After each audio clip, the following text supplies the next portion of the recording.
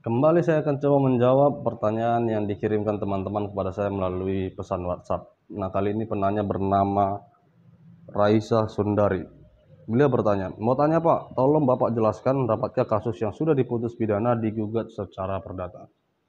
Nah, sebelum saya jelaskan, saya mau sampaikan kepada teman-teman, khususnya Mbak Raisa, nggak usah panggil Bapak, panggil Abang aja. Karena kalau panggil Bapak kesannya terlalu tua. Kan saya belum tua-tua kali kan, masih layak dipanggil Abang gitu ya. Oke, bercanda. Tapi biar lebih enak, panggil Abang aja. Oke, kawan-kawan, teman-teman semua ya, panggil Abang aja biar lebih dekat kesannya gitu, biar lebih gimana gitu. Kalau panggil Bapak kayaknya terlalu berjarak gitu, terlalu ada jarak. Ya kan? Oke, fokus ke pertanyaan. Nah, saya mau sampaikan, kepada teman-teman, meskipun seseorang itu telah dinyatakan sah dan meyakinkan bersalah melakukan suatu tindak pidana berdasarkan putusan pengadilan, akan tetapi hal tersebut tidaklah membuat orang tersebut tidak dapat digugat secara perdata. Sebab ketentuan hukum perdata dengan hukum pidana sangat berbeda. Nah, perbedaan itu dapat teman-teman lihat bahwa dalam hukum pidana itu seseorang atau seorang pelapor itu berkedudukan sebagai korban atau saksi di persidangan pidana.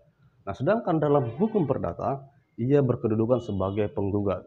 Nah, hal tersebut sejalan dengan pendapat ahli hukum yang bernama Retno Wulan Sutantio dan Iskandar Orip Kartawinata dalam bukunya Hukum Acara Perdata dalam Teori dan Praktek halaman 3, yang pada pokoknya menyatakan seseorang dikatakan sebagai orang yang merasa haknya dilanggar orang lain dan kemudian menarik orang yang dirasa melanggar haknya sebagai tergugat.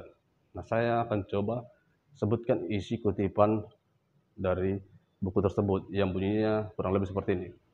Penggugat adalah seseorang yang merasa bahwa haknya dilanggar dan menarik orang yang dirasa melanggar haknya itu sebagai tergugat dalam suatu perkara ke depan hakim.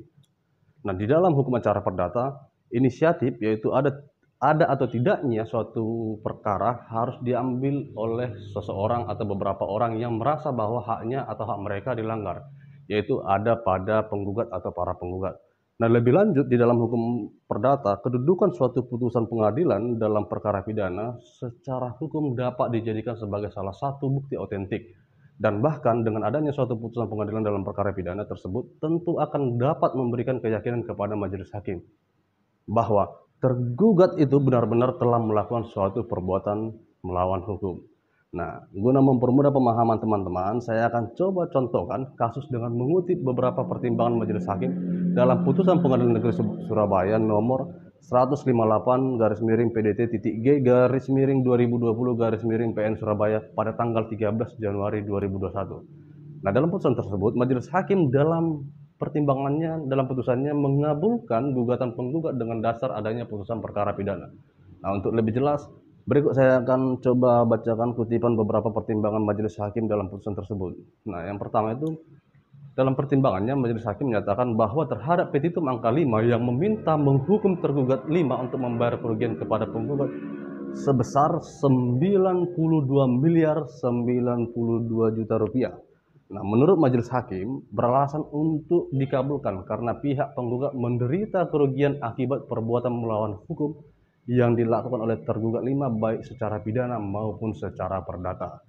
Nah, kemudian dalam pertimbangannya juga majelis menyebutkan bahwa terhadap petitum angka 9 yang menyatakan amar putusan dalam perkara yang dapat dilaksanakan terlebih dahulu, meskipun ada upaya hukum banding, kasasi, peninjauan kembali maupun upaya hukum lain berupa perlawanan dan atau bantahan. Menurut majelis hakim, karena adanya bukti otentik berupa putusan pengadilan, maka masing-masing sebagaimana putusan dari putusan Pengadilan Negeri Surabaya nomor 2658 garing pit titik B garing 2009 PN Surabaya tanggal 10 Desember 2019 atas nama tiga terdakwa, ketiganya tergugat dalam perkara perdata tersebut. Kemudian putusan Pengadilan Negeri Surabaya nomor 910 garing PDT titik G garing 2019 PN Surabaya tertanggal 1 April 2020. Kemudian putusan Pengadilan Tinggi Surabaya nomor 415 garing PDT garing 2020 garing miring PT SBY tertanggal 24 Agustus 2020, di mana dalam putusan tersebut yang ketiga tadi terdapat fakta hukum bahwa tergugat satu belum menyerahkan emas seberat 1.136 kilogram kepada penggugat.